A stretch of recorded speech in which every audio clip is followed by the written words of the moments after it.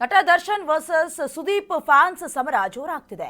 Fans ವಾರ್ಗೆ Dachu ಪೂರ್ಣ ವಿರಾಮವನ್ನ ಕೊಡೋದಕ್ಕೆ ಮುಂದಾದ ದರ್ಶನ್ ವರ್ಸಸ್ ಸುದೀಪ್ ಫ್ಯಾನ್ಸ್ ಸಮರ ದಿನದಿಂದ ದಿನಕ್ಕೆ ಬೇರೆಯದೇ ಹಂತ ತಲುಪುತ್ತಿದೆ. ಈ ಫ್ಯಾನ್ಸ್ ವಾರ್ ನಡೀತಿದೆಯಲ್ಲ, ಇದಕ್ಕೆ ದಚ್ಚುನೇ ಮುಂದೆ ಬಂದು ಪೂರ್ಣ ವಿರಾಮವನ್ನ ಇಟ್ಟೇ ಬಿಟ್ಟ. ನಿನ್ನೆ ದಚ್ಚುಗೆ ವಿಜಯಲಕ್ಷ್ಮಿ ಅವರು ಏನೇನು ಆಗ್ತಾ ಇದೆ ಆ ರಿಪೋರ್ಟ್ ಅನ್ನ ಸಲ್ಲಿಕೆ ಮಾಡಿದ್ದಾರೆ. ಜೈಲಲ್ಲಿ ಭೇಟಿಯಾಗಿ ದಚ್ಚುಗೆ ವಾರ್ ವರದಿಯನ್ನ ಸಲ್ಲಿಸಿದ್ದಾರೆ. ಅಂದ್ರೆ ಏನೇನು ಆಗ್ತಿದೆ ಅನ್ನೋದ್ರ ಬಗ್ಗೆ ಜೈಲಲ್ಲಿರೋ ದಚ್ಚುಗೆ ಇಂಚಿಚ್ಚು ಮಾಹಿತಿಯನ್ನ ಕೊಟ್ಟಿದ್ದಾರೆ. ಶಾಂತವಾಗಿ ದರ್ಶನ್ ಅವರು ಕೂಲ್ ರಿಯಾಕ್ಷನ್ ಕೊಟ್ಟಿದ್ದಾರೆ. ಕದನ ವಿರಾಮಕ್ಕೆ ದಾಸನ ಚಿಂತನೆ ನಡೀತಾ ಇದೆಯಾ ಅಂತ ನಿಮಗೆ ಗೊತ್ತಿದೆಯಲ್ಲ. ಹುಬ್ಬಳ್ಳಿಯಲ್ಲಿ ನಿಂತ್ಕೊಂಡು ಸುದೀಪ್ ಅವರು ಕೊಟ್ಟಂತ ಹೇಳಿಕೆ ಯುದ್ಧಕ್ಕೆ ನಾನು ಸಿದ್ಧ ಅಂತ. ಅದಾದ ಮೇಲೆ ವಿಜಯಲಕ್ಷ್ಮಿ ಅವರು ಕೂಡ ಕೆಲವೊಂದಷ್ಟು ಹೇಳಿಕೆಯನ್ನ ಕೊಟ್ಟರು. ಅಂದ್ರೆ ದರ್ಶನ್ ಅವರು ಇಲ್ಲದೆ ಇರುವಂತ ಸಂದರ್ಭದಲ್ಲಿ ಅನ್ನುವಂತ ಹೇಳಿಕೆ ಕೊಟ್ಟರು. ಅದಾದ ಮೇಲೆ ಕೆಲವೊಂದಷ್ಟು ಬೇಸರಗಳು ಕೂಡ ವ್ಯಕ್ತವಾಯಿತು. ಇದನ್ನೆಲ್ಲ ತೆಗೆದುಕೊಂಡು ವರದಿಯನ್ನ ಒಪ್ಪಿಸಿದ್ದಾರೆ ಅಂತ. ಇನ್ನು ಇದೇ ವಿಚಾರಕ್ಕೆ ಸಂಬಂಧಪಟ್ಟಂತೆ ಇನ್ನಷ್ಟು ಡೀಟೇಲ್ಸ್ ಅನ್ನ ಕೊಡ್ತಾ ಹೋಗ್ತಾರೆ ನ್ಯೂಸ್ ಡೆಸ್ಕ್ ನಿಂದ ಜಾಯ್ನ್ ಆಗಿ ನಮ್ಮ ಫಿಲ್ಮ್ ಬ್ಯೂರೋ ಹೆಡ್ ಮಾವಳಿ ಕಾರ್ತಿಕ್. ಈಗಾಗಲೇ ವಿಜಯಲಕ್ಷ್ಮಿ ಅವರು ದರ್ಶನ್ ಅನ್ನ ಮೀಟ್ ಮಾಡಿ ವರದಿಯನ್ನ ಸಲ್ಲಿಕೆ ಮಾಡಿರೋದು ಗೊತ್ತಾಗ್ತಾ ಇದೆ. ಏನೇನು ಮಾತನಾಡಿದ್ದಾರೆ, ದರ್ಶನ್ ಹೇಗೆ ರಿಯಾಕ್ಟ್ ಮಾಡಿದ್ದಾರೆ ಕಾರ್ತಿಕ್?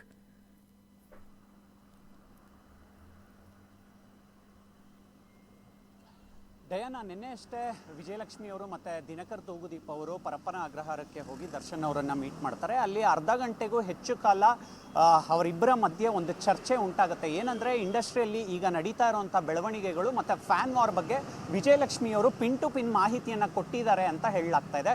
ಜೊತೆಗೆ ದಿನಕರ್ ಅವರ ಜೊತೆ ಕೂಡ ಆಚೆ ಏನಾಗ್ತಾ ಇದೆ ಅನ್ನುವಂಥ ಒಂದು ವಿಷಯವನ್ನು ತಿಳಿದುಕೊಳ್ಳೋದಕ್ಕೆ ದರ್ಶನ್ ಅವರು ಟ್ರೈ ಮಾಡಿದ್ದಾರೆ. ಎಲ್ಲವನ್ನ ಆಲಿಸಿ ದರ್ಶನ್ ಅವರು ಒಂದು ಸ್ವಲ್ಪ ಹೊತ್ತು ಮೌನ ವಹಿಸಿದ್ದಾರೆ ಅನ್ನುವಂಥ ಒಂದು ಮಾಹಿತಿ ಕೂಡ ಲಭ್ಯ ಆಗ್ತಾ ಇರುವಂಥದ್ದು. ಏನಕ್ಕಂದರೆ ಕೆಲವು ವರ್ಷಗಳ ಹಿಂದೆ ಸುದೀಪ್ ಅವರು ಮತ್ತು ದರ್ಶನ್ ಅವರ ಮಧ್ಯೆ ಏನೆಲ್ಲ ಮನಸ್ತಾಪಗಳು ಉಂಟಾಗಿತ್ತು, ಆ ಯೋಚನೆಗಳು ಕೂಡ ದರ್ಶನ್ ಅವರಿಗೆ ಈ ಮೂಮೆಂಟ್ನಲ್ಲಿ ಬಂದಿರುವಂಥ ಸಾಧ್ಯತೆಗಳು ಇದೆ. ಜೊತೆಗೆ ಡೆವಿಲ್ ಚಿತ್ರದ ಒಂದು ಬಾಕ್ಸ್ ಆಫೀಸ್ ಗಳಿಕೆ ಮತ್ತು ಫ್ಯಾನ್ಸ್ಗಳ ಒಂದು ರಿಯಾಕ್ಷನ್ ಬಗ್ಗೆ ಕೂಡ ದರ್ಶನ್ ಅವರು ಮಾಹಿತಿಯನ್ನು ಪಡೆದುಕೊಂಡಿದ್ದಾರೆ ಅನ್ನುವಂಥ ಒಂದು ಜನರಲ್ ಇನ್ಫಾರ್ಮೇಷನ್ ಕೂಡ ಲಭ್ಯ ಆಗಿದೆ.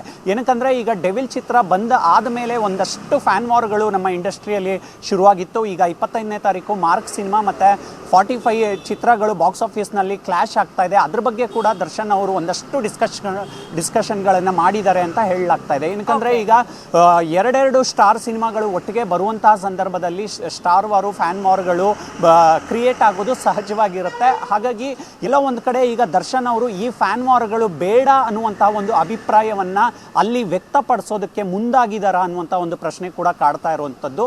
ಈಗ ಸೋಷಿಯಲ್ ಮೀಡಿಯಾದಲ್ಲಿ ಏನೆಲ್ಲ ಫ್ಯಾನ್ ವಾರ್ಗಳು ಶುರುವಾಗಿದೆ, ಸುದೀಪ್ ಅವರ ಅಭಿಮಾನಿಗಳು ದರ್ಶನ್ ಫ್ಯಾನ್ಸ್ ಮೇಲೆ ಮುಗಿ ಬೀಳೋದು, ದರ್ಶನ್ ಫ್ಯಾನ್ಸು ಸುದೀಪ್ ಅವರ ಸಿನಿಮಾದ ಮೇಲೆ ಕಮೆಂಟ್ಗಳನ್ನು ಮಾಡೋದು, ಈ ರೀತಿಯಾದಂಥ ಬೇಡದ ಬೆಳವಣಿಗೆಗಳು ಬೇಡ ಅನ್ನುವಂಥ ಒಂದು ನಿರ್ಧಾರಕ್ಕೆ ದರ್ಶನ್ ಅವರು ಬರ್ತಾರ ಅಂತ.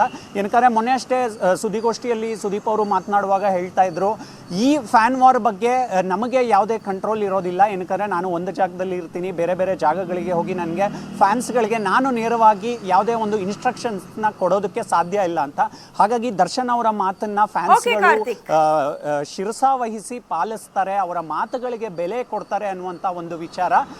ಫೈನಲಿ ಅವರೇನಾದರೂ ಅಕಸ್ಮಾತ್ ವಿಜಯಲಕ್ಷ್ಮಿ ಅವರ ಮುಖಾಂತರ ಒಂದು ಪೋಸ್ಟ್ ಮಾಡಿಸಿ ಈ ಫ್ಯಾನ್ ವಾರ್ ಬೇಡ ಅಂತ ಏನಾದರೂ ಒಂದು ಸೂಚನೆಯನ್ನು ಕೊಟ್ಟರೆ ಬಹುಶಃ ಈ ಒಂದು ಫ್ಯಾನ್ ವಾರ್ ಬಿಸಿ ಏನಿದೆ ಚಿತ್ರರಂಗದಲ್ಲಿ ಸೃಷ್ಟಿಯಾಗಿರುವಂಥದ್ದು ಅದು ಕಡಿಮೆ ಆಗುವಂಥ ಸಾಧ್ಯತೆಗಳು ಇದೆ. Diana, okay, thank you Karthik ನಿಮ್ಮೆಲ್ಲ ಡೀಟೇಲ್ಸ್ಗಾಗಿ.